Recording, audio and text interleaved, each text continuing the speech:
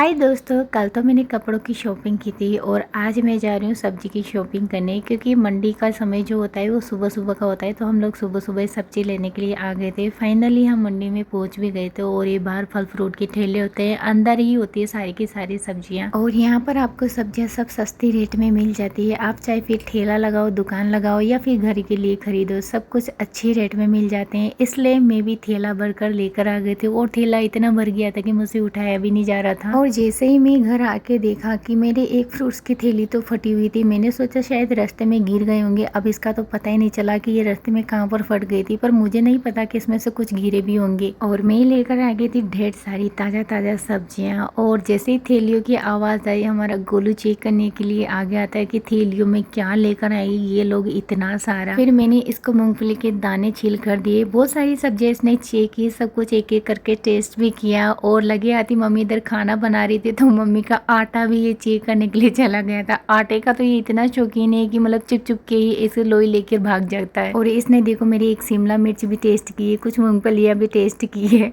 फिर उसके बाद हम लोग आ गए थे मार्ट में, क्योंकि हमें मार्ट से भी कुछ सामान लेने थे किराने की। तो हम लोग किराने की शॉपिंग भी यहीं से करके लेकर जाते हैं।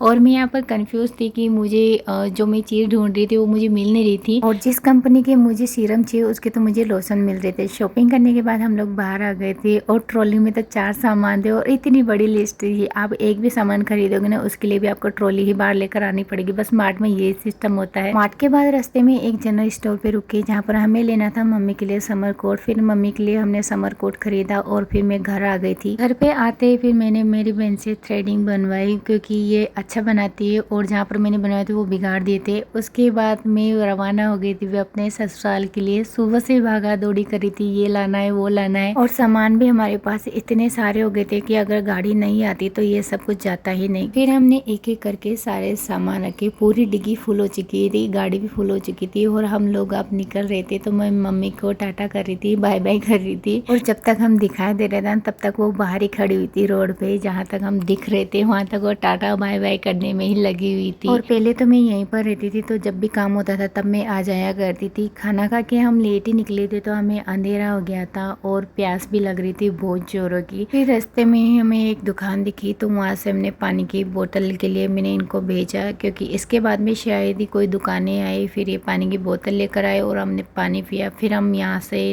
रवाना हो चुके थे घर के लिए। और थोड़ी देर बाद हम लोग भी पहुँच गए थे घर पे। आज सुबह से इतनी भागा दौड़ी हो रही थी ना, ये लाना वो लाना, तो इतनी ज़्यादा थकान हो गई थी कि गाड़ी में नींद आ रही थी। फिर घर आने के बाद थोड़ी तसल्ली मिली।